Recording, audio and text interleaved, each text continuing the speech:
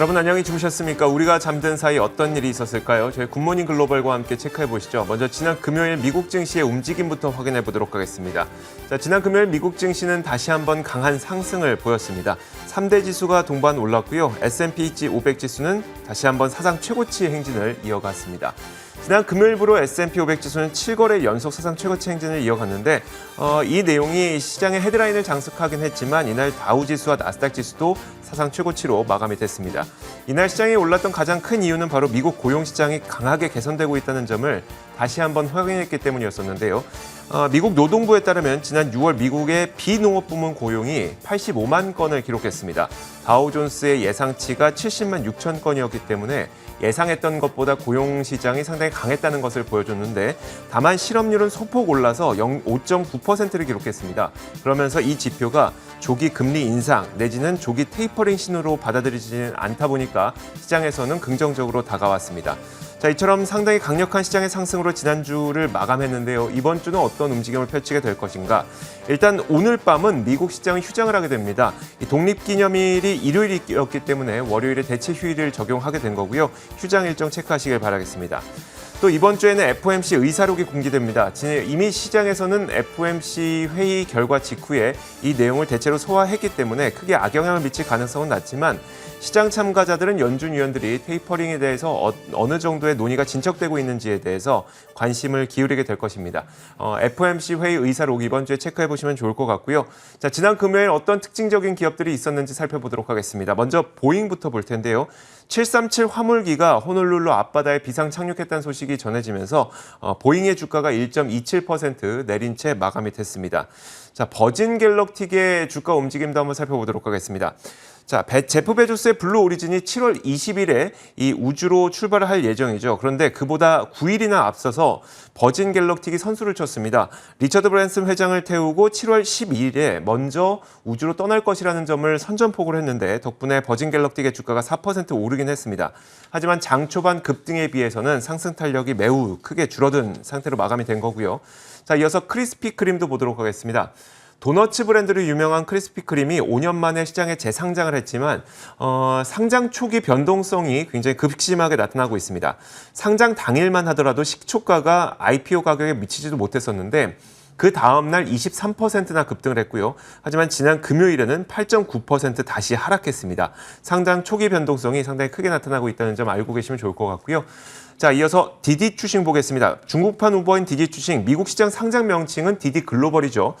상장 직후부터 중국 당국이 사이버 보안과 관련된 조사에 착수하겠다고 밝히면서 디디 글로벌의 주가는 5.3% 하락했습니다.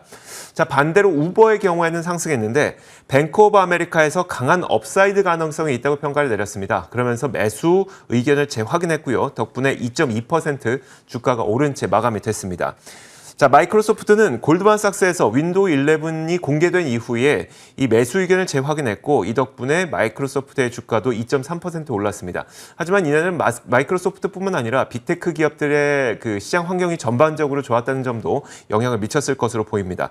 자, 알파벳도 마찬가지였었는데요. 빅테크 기업들이 전반적으로 좋았던 가운데 번스타인에서는 하반기 시장의 탑픽으로 알파벳을 선정했습니다. 그러면서 알파벳은 여전히 싸다 이런 평가를 내렸고요. 덕분에 알파벳의 주가도 2% 오른 채 마감이 됐습니다. 자, 상품 선물 시장의 움직임도 보도록 하겠습니다. 자, 먼저 금값인데요. 금값이 0.6% 올랐습니다. 강한 고용 지표가 나타났지만 실업률은 소폭 올랐죠. 이 때문에 연준의 정책 변화가 그리 빠르게 나타나진 않을 것으로 해석이 됐고요. 이 때문에 달러 인덱스가 하락하면서 금값은 반대로 오르는 현상이 나타났습니다. 0.6% 오르면서 1787.7달러에 마감이 됐고요. 자, 반면에 이 국제 유가의 경우에는 약보합에서 마감이 됐는데요. WTI 가격이 오펙 플러스 회원국들의 최종 합의가 또다시 불발되면서 약보합 마감했습니다. 물론 다시 재협상이 열릴 예정이긴 한데 최종 합의 결과가 계속 지연되는 가운데 유가는 소폭 하락으로 마감을 하게 된 겁니다. 0.05% 내리면서 75.19달러에 마감이 됐습니다. 자, 이렇게 시장 전반적인 분위기 살펴봤습니다. 이에 대한 분석 내려보도록 하겠습니다. 자, 지난 금요일 시장을 어떻게 분석해야 될까요? 애프터마켓 이분과 함께 알아보겠습니다. 로제타 투자자문 US 백조스탁 운용본부 최진석 본부장 나오셨습니다. 어서 오세요. 안녕하십니까? 네, 안녕하세요. 자, 먼저 첫 번째 키워드부터 확인하겠습니다. 오늘의 첫 번째 키워드는 바로 이겁니다. 주가와 국채가 동반 상승했다인데요. 어떤 내용일까요? 네, 이제 지난주 금요일에 미국의 고용지표가 호조세로 나오면서 증시가 좀 안도했죠. 네. 그러면서 또 한 번 신고가를 기록을 했는데, 근데 이제 흥미로운 이 시장의 움직임 중에 하나가 안전자산인 미국 국채 가격도 상승세를 지속했다라는 뜻입니다. 금리가 그러면서 내려갔고요. 여기에 관련된 내용을 준비를 해봤는데요. 이 월스트리트저널에 따르면은 지난 금요일에 이 10년물 국채 금리가 1.434%까지 떨어졌습니다. 그러면서 목요일에 1.479% 대비해서 더욱더 하락을 했는데요. 초반에 물론 이제 하락세를 기록을 했습니다. 하지만은 비농업 부문 신규 취업자 수가 85만 명을 기록했다라는 고용지표 호조세가 발표됐음에도 불구하고 하락폭을 반납하지 않고 그대로 좀 지지하는 그런 움직임이 나왔다고 하는데요. 전문가들은 이와 관련해서 6월의 고용지표가 고무적이긴 했지만은 경기 회복이 가속화되고 있다는 신호를 준 것은 아니다라고 해석을 했습니다. 특히 이제 2020년 2월 대비해서 여전히 680만 개 정도의 이 일자리가 부족하다는 사실을 지적을 하고 있고요. 이 밖에도 이번에 나왔던 지표 중에서도 실업률이 예상 밖으로 5.9%로 상승을 했죠. 그러면서 컨센서스 5.6%보다 높은 실업률이 나왔고 여기에 또 더해서 노동시장 참여율도 팬데믹 이전 수준을 회복하지 못한 상태라는 점을 주목을 하고 있습니다. 즉 6월의 고용지표가 대체로 양호하기는 했지만은 시장에 확신을 주지는 못했다라고 해석을 할 수가 있을 것 같고요. 이에 국채 금리가 하락했다, 가격이 오히려 상승했다라는 해석이 나오고 있습니다. 그리고 달러 가치도 좀 하락을 하면서 이 같은 시장 움직임과 괴를 같이 하는 그런 흐름이 나왔습니다. 그러니까 고용 시장이 개선된 건 개선된 건데 경기 회복이 아주 가속화될 것이다. 라는 시장의 확신을 얻지 못하자 증시가 좋았다는 얘기로 귀결되네요. 네, 이제 두 가지 측면을 좀 생각을 해볼 수가 네네. 있겠죠. 이제 10년물 국채금리 같은 경우에는 미래의 경기 회복세 그리고 인플레이션율에 대한 전망을 또 나타내기 때문에 그렇죠. 이게 오르지 않았다는 점은 말씀해 주셨듯이 경기에 대한 회복, 확신을 주지는 못했다는 뜻이 되겠고, 그리고 이제 연준의 어떤 조기 긴축을 다시 한번 불러일으킬 만한 그런 종류의 뭐 지표는 아니었다. 네. 또 이런 해석이 있기 때문에 국채금리 하락의 또 하나의 원인으로 좀 볼 수가 있겠습니다. 그렇다면 시장이 참 원하는 그런 지표가 나온 게 아닐까 싶은데, 그렇다면 이런 신고가 행진이 이번 주에도 좀 이어지게 될까요?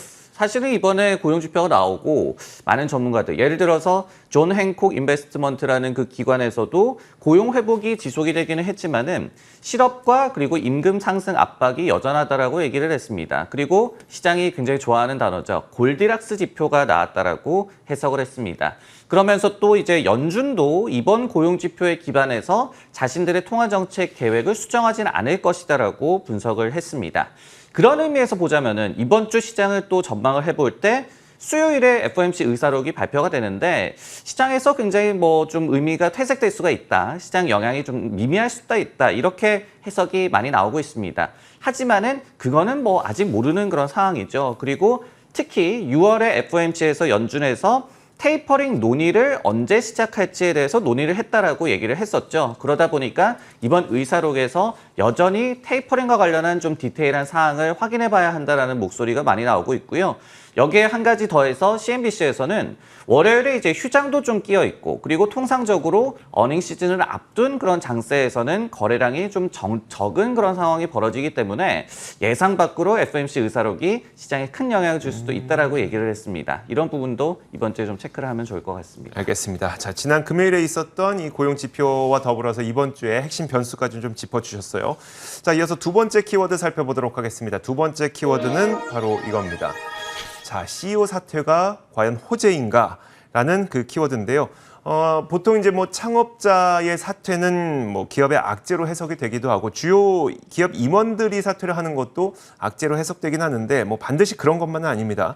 어쨌든 아마존의 제프 베조스가 사퇴 직전인 지난 금요일장에서 또 오히려 아마존은 2% 넘게 오르기도 해서 물론 이게 아마존의 뭐 사퇴가 호재냐 이렇게 볼 수는 없을 것 같아요. 일단 뭐 빅테크 기업들이 전반적으로 다 같이 올랐기 때문에 어쨌든 베조스의 사퇴를 뭐 시장에서는 그렇게 나쁘게 받아들이고 있지는 않은 것으로 보이기도 합니다. 그 내용을 한번 살펴보자면 월스트리트 저널의 그림도 굉장히 재밌습니다. 이제 제프 베조스가 우주인의 복장을 하고 이 키를 앤디 제시에게 넘겨주는 다음 후임자에게 넘겨주는 그림을 그려 넣었는데 결국 뭐 이제 제프 베조스는 앞으로 우주 산업에 집중을 할 것이며 앤디 제시가 아마존을 이끌 것이다. 이것을 보여주는 그런 그림인 거죠. 자, 그 내용을 보니까 이미 아마존의 창업자인 제프 베조스는 지난 2월부터 사퇴를 예고했었습니다. 멀게만 느껴졌었지만 이제 어느덧 그 시점이 다가왔고요. 바로 7월 5일 우리 시각으로 오늘 밤 제프 베조스는 사퇴하고 우주 사업에 집중을 하며 이제 후임 CEO인 앤디 제시가 그 자리를 물려받게 됩니다. 7월 5일은 1994년 제프 베조스의 차고에서 아마존이 설립된 지 정확하게 27년이 되는 날이기 때문에 굉장히 의미 있는 날이고요. 자, 경우에 따라서는 다르지만 기업의 주요 임원이나 창업자가 그 자리를 떠나는 것은 악재로 해석되기도 하죠. 하지만 월스트리트 저널에서는 이번에 이 앤디 제시가 물려받게 되는 것에 대해서 모든 실린더에 불을 태울 것이다 라고 평가를 했습니다. 지금까지 우리는 베조스 없는 아마존을 상상하기 어려웠지만 베조스 없는 아마존 과연 성공할 수 있을 것인지 시장의 관심이 참 높습니다. 자, 그림을 한 가지 보여주자면 자, 우리가 빅테크 기업이라고 부르는 대표 기업들은 아마존을 제외하고 이미 창업자는 대부분 떠났습니다. 그 이후 기업들의 실적은 안 좋아졌을까? 그걸 보여주는 그림인데요. 그렇지 않습니다. 굉장히 좋아졌고요. 자, 1번 그림이 바로 빌 게이츠가 2000년대 초반 마이크로소프트를 떠난 이후에도 실적이 꾸준히 상승을 했다는 것을 보여주는 거고요. 자, 2번 그래프로 보이는 것이 바로 스티브 잡스가 애플을 떠난 이후입니다. 잡스 없으면 애플은 곧 망할 것처럼 느껴지기도 했었지만 어마어마한 실적 상승을 이뤘었죠. 구글이 3번인데요. 3번을 보시면 구글의 레리 페이지가 떠난 이후에도 구글은 엄청난 실적 성장을 거뒀기 때문에 아마존도 우리가 뭐 굳이 희망을 버릴 필요는 없을 것 같고요. 물론 창업자가 떠났기 때문에 실적이 좋아졌다기보다는 후임 CEO가 위대한 인물이었기 때문에 성장을 멈추지 않았던 것으로 해석하는 것이 더 맞을 겁니다. 베조스의 후임인 앤디 제시가 아마존을 잘 이끌지 아닐지는 지켜봐야 되겠지만 베조스의 사퇴 자체가 아마존의 악재는 아닐 수도 있다. 이렇게 볼 수 있을 것 같은데요.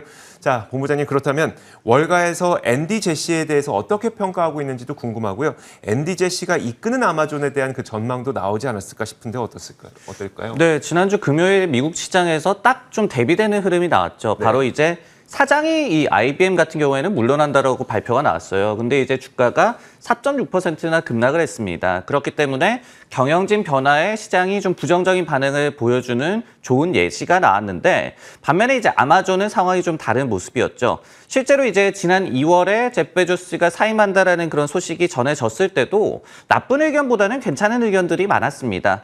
예를 하나 들어드리면요. 모건 스탠리에서 그다지 큰 변화는 없을 것이다라고 얘기를 하면서 몇 가지 이유를 들었습니다.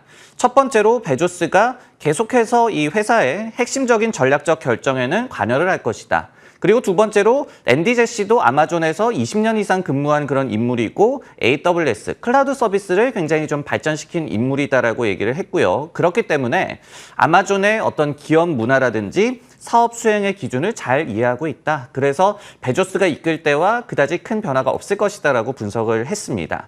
그리고 이제 지난주 금요일에도 아마존의 이제 초기 투자자 중에 한 명으로 좀 유명하죠. 클라이너 퍼킨스라는 기관의 존 도어 같은 경우에도 베조스가 CEO에서 물러나더라도 아마존이 엣지를 잃지 않을 것이다라고 또 얘기를 했습니다. 일단은 베조스가 물러나는 것에 대해서 시장에서는 뭐 우려라기보다는 한 발짝 더 나아가는 그런 계기로 보고 있는 것 같습니다. 알겠습니다. 사실 뭐 그 앤디 제시라는 인물이 아마존을 제프 베조스보다 더 크게 성장시켰으면 좋겠다라는 게 이제 투자자들의 바람이겠지만 어쨌든 지금까지 아직은 앤디 제시에 대해서는 평가는 좋다, 괜찮다. 베조스가 물러나도 괜찮을 거다. 이 정도의 시장 평가가 나오고 있는 것 같아요. 자, 이어서 세 번째 키워드 보겠습니다. 세 번째 키워드는 바로 이겁니다. 추세는 내 친구라는 굉장히 뭐 재미있는 그 키워드를 설정을 해주셨는데 어떤 내용일까요? 이제 영어로 trend is my friend라는 그거를 이제 제가 직역을 했는데 네. 뭐 추세가 내 편이다 뭐 이렇게도 해석을 할 수가 있겠고 그런 얘기가 되겠습니다. 이 빵 주식에 대한 얘기를 좀 하고자 하는데요. 빵이 사실은 시장에서 최근에는 다소 좀 잊혀지듯하죠. 시장에서 관심이 다소 좀 멀어진 그런 상황인데 하지만은 올해 상반기에도 일부 빅테크 기업들은 놀라운 주가 성적표를 기록을 했습니다. 그리고 이제 그 중에 1등이 바로 알파벳이었는데요. 이 더 스트릿에 따르면은 알파벳의 상반기 주가가 39.3%나 올랐습니다. 그러면서 시가총액이 처음으로 1조 달러를 돌파했던 페이스북의 27.3%를 제치고 상반기의 주가 상승률이 가장 우월했던 빅테크 기업으로 지목이 됐는데요. 그리고 이제 빵은 아니지만 대표적인 빅테크인 마이크로소프트 같은 경우에도 약 한 22%나 상반기의 주가가 올라줬습니다. 반면에 애플이라든지 아마존은 주가가 횡보하는 흐름이 나왔고요. 넷플릭스는 이 빅테크 기업들 가운데서 유일하게 마이너스 2.3% 정도의 주가 상승률을 기록을 했습니다. 그럼 하반기는 어떨까요? 이 더 스트릿에서는 트레이딩에 있어서 가장 기초적인 룰이 2개가 있다라고 강조를 했습니다. 첫 번째는 Don't fight the Fed. 연준에 맞서지 마라라는 그런 얘기가 되겠고요. 그리고 두 번째가 바로 이제 추세는 내 친구라는 얘기를 강조를 했는데요. 이 같은 단순한 두 규칙만 적용을 한다라고 본다면은 알파벳이 충분히 상승세를 지속할 수 있을 것이다라고 분석을 했고, 그 이유가 첫 번째로 연준이 통화 완화 이 정책을 지속을 하고 있고, 그리고 두 번째로 이 알파벳의 주가 트렌드가 굉장히 좋은 상태이기 때문에 좋은 흐름이 이어질 수 있을 것이다라고 기대를 했습니다. 자, 이제 하반기가 들어선지 뭐 거래일수로 따지자면 2거래일밖에 지나지 않긴 했어요. 그런데 이제 뭐 알파벳이 2거래일 연속 상승하면서 어떤 기대감을 좀 불러 모으고 있는데, 다른 빅테크 기업들도 랠리 동참이 가능할 것 같으세요? 일단은 지난주 금요일에도 알파벳도 그렇고 마이크로소프트도 나란히 2% 이상 급등을 했죠. 네. 아마존도 물론 이제 흐름이 굉장히 좋았고요. 나란히 이제 긍정적인 투자 의견이 나왔기 때문이었는데요. 알파벳 같은 경우에는 번스타인에서 이제 딱 이런 궁금증에 좀 답이 될 만한 얘기를 했습니다. 하반기에 탑픽이다라고 제시를 했고, 그리고 주가가 여전히 저렴하고, 그리고 단기적으로 호재 요인도 많이 남아있다라고 얘기를 했습니다. 그리고 이제 골드만삭스에서도 마이크로소프트에 대한 이 투자 의견을 매수로 그대로 유지를 했고요. 윈도우의 신작이 과거에도 매번 그랬던 것처럼 이 윈도우 PC 업그레이드 사이클을 주도할 것이다라고 얘기를 했습니다. 그러면서 또 마이크로소프트가 장기 구조적 트렌드에 수혜를 받을 만한, 돈을 많이 벌어들일 만한 그런 사업 구조를 잘 갖추고 있다라고 얘기를 했습니다. 이같이 두 기업에 대한 굉장히 좋은 흐름이 요즘에 지속되고 있는 것 같고요. 여기에 더해서 이제 페이스북 같은 경우에도 최근에 연방거래위원회 FTC가 반독점 소송이 기각이 됐죠. 이런 부분이 또 규제 리스크 측면에서 호재로 작용하고 있기 때문에 상반기에 좋았던 기업들은 지금도 좋은 그런 의견들, 그리고 상황이 좀 벌어지고 있는 것 같습니다. 이제 의문은 애플과 아마존, 넷플릭스가 될 텐데, 애플 같은 경우는 이제 이 아이폰 13이 나오기 때문에 이와 관련된 좀 모멘텀을 기대를 해봐야 될 것 같고, 아마존과 넷플 같은 경우에는 이제 상반기에 좀 좋지 않았던 흐름이 있었기 때문에 하반기에 이들 기업들도 좀 힘을 내준다면은 빅테크 전반, 그리고 시장 전반에도 또 큰 힘이 될 것 같습니다. 그러니까요. 이 빅테크들만 올라준다면 뭐 시장 오르는 거는 어려운 일도 아니니까요. 좋습니다. 자, 로제타 투자자문 최진석 본부장과 함께 지난 금요일장에 대한 분석을 내려봤습니다. 오늘 말씀 고맙습니다.